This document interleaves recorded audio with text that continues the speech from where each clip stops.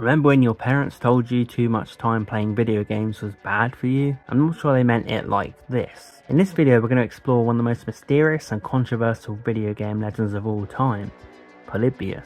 This game supposedly caused a huge stir back in the early 80s, with many claiming it was part of a government mind control program monitored by the Men in Black that was causing hallucinations, seizures, heart attacks, and even unexplained abductions of children. So what is the story of this video game from hell? In the fall of 1981, Polybius suddenly appeared in arcades around Portland, USA.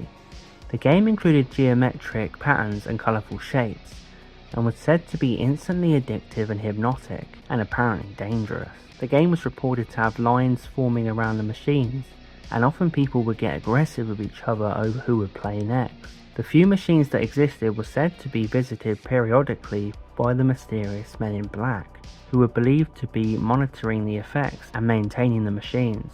Some claim many people ended up seriously ill because of this creepy game, with a few unnamed people taking their lives shortly after playing it. At the very least, it could be proven that several people reported seizures, amnesia, insomnia, and mental challenges after visiting the arcades around this time, and according to them, playing this bizarre game. Approximately 1 month after its apparent release, the mysterious game is said to have disappeared very quickly and without a trace. From then on, it was claimed to have never existed by anyone who was involved or could be contacted. The company who is said to have released Polybius was called Senoshi-Ocean, a German word for sense deletion or sensory deprivation. However, there are no records of this company ever existing, which is strange in itself. Any comment on Polybius from any company is that the existence of the game is inconclusive, and of course this has left mystery enthusiasts extremely intrigued, as there seems to be an effort to cover up whatever this was. Of course, the original Polybius cannot be found, but ever since multiple games have arrived paying tribute to the legend, including Polybius on Windows and PS4. The Windows game is probably the closest we will get to Polybius, as its gameplay is based on an account from a puzzling individual known as Stephen Roach, who claimed to have worked on the real original game. No one has ever been able to make contact with this man or have him comment further on the story. One of the strangest and most disturbing experiences with Polybius was reported by a gentleman named Bobby Fledstein, who claims he was abducted one afternoon at the age of 14 after playing the game. He claims he experienced mind-altering side effects and has appeared on podcasts to tell his story. Feldstein asserts he was led through a series of underground tunnels and was found the next day more than 60 miles from his house with another boy who had also been abducted.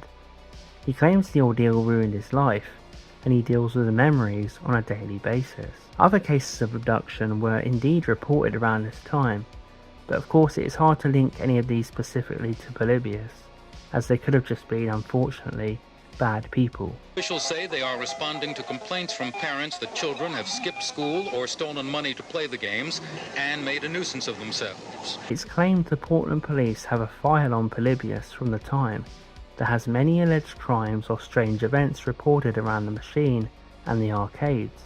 Around the time of these events, it is also a fact that the FBI was conducting top secret operations out of America's arcades. The Bureau's records indicate they were monitoring and raiding arcades around the time to try and catch criminals preying on the innocent. It is confirmed FBI agents did indeed rig classic arcade cabinets like Tempest, Scramble and Galaxian with cameras and microphones in a bid to catch criminals in the act.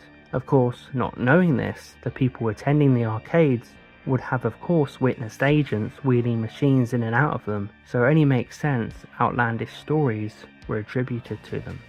Of course, stories of mind control and government experiments are based entirely in reality. Many of us are completely aware of the CIA program known as MKUltra, which was pursuing mind control techniques with the use of technology, multimedia, and drugs. These horrific experiments were conducted without the permission of their subjects, and the victims of MKUltra have described the experience as incredible psychological torture. Robert Logie of Vancouver, another victim, was depatterned.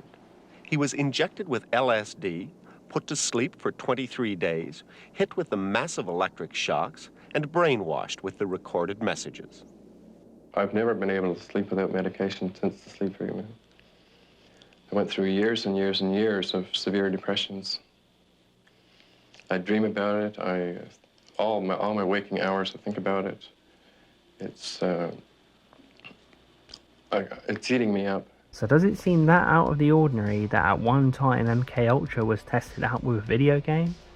Stranger things have happened, and the urgency to dispel any evidence of Polybius certainly gets the conspiracy side of your brain working. Stories of people actually dying from playing arcade machines were not that uncommon either at the time, with other games reportedly also causing serious issues.